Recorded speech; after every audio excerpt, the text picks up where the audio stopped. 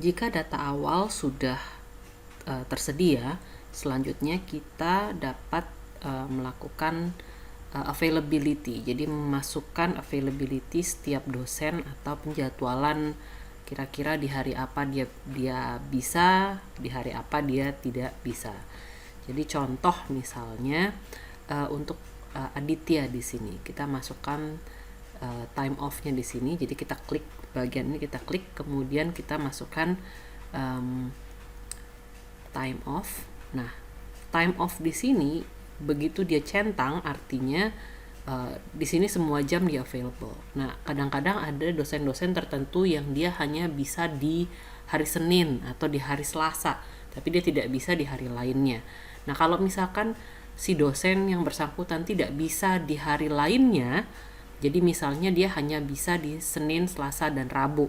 Nah, hari Kamis dan Jumat dia tidak mengajar. Nah, kita bisa blok ini. Jadi contohnya dari sini kita klik kanan. Begitu kita klik kanan, dia akan secara otomatis menjadi merah, not available. Begitu juga dengan yang Jumat. Artinya si dosen atau si guru hanya bisa mengajar di ketiga hari ini. Nah, bisa juga kalau misalkan dia hanya bisa sampai dengan jam 2 gitu. Jadi begitu jam 3 dan seterusnya dia tidak bisa mengajar. Nah, kalau misalkan ini langsung bareng, kita bisa buat seperti ini. Jadi kita klik kanan aja di bagian kolomnya. Nah, tapi kalau misalkan dia hanya bisa misalnya di jam 4 dia bisa tapi cuma 1 jam gitu.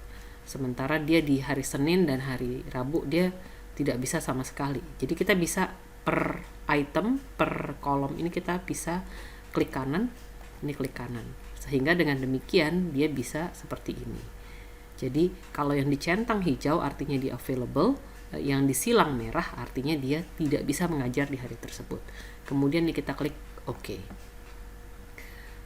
Dan ini kita lakukan untuk dosen-dosen, untuk semua dosen yang mengajar di semester tersebut. Jadi kita buat ini satu persatu. Contoh lain misalnya di sini. Nah, kadang-kadang misalkan untuk dosen full time, prodi misalnya sudah menjadwalkan di hari tertentu, jam tertentu itu akan ada rapat prodi misalnya. Jadi itu bisa dibuat sama untuk semua dosen tetap. Contoh misalnya yang ini, kita buat time off. Jadi misalnya contoh rapat prodi di film itu biasanya jam 1 sampai jam 4 di hari Jumat. Jadi ini kita blok dari jam 1 sampai jam 4. Nah, ini kita bisa set for more. Nah, kita akan masukkan ke semua dosen full time yang pada hari itu dijadwalkan untuk rapat prodi. Jadi contoh kita buat ke Anita, kemudian ke Baroto, kemudian ke Bisma, Christian, Christine, kemudian ke Domi misalnya. Jadi ini adalah orang-orang dosen-dosen tetap yang mengajar full time, sehingga mereka pasti di hari Jumat itu diwajibkan untuk ikut rapat prodi. Nah, setelah seperti ini kita klik OK. Kemudian kita klik OK. Nah, kalau misalkan kita lihat di dosen-dosen yang tadi namanya dicentang, jadi contoh seperti Anita, Baroto, Bisma, dan seterusnya ada tanda merahnya. Ini artinya dia di hari Jumat dari jam 1 sampai jam 4 secara otomatis mereka tidak akan bisa mengajar karena sudah terjadwalkan untuk rapat prodi.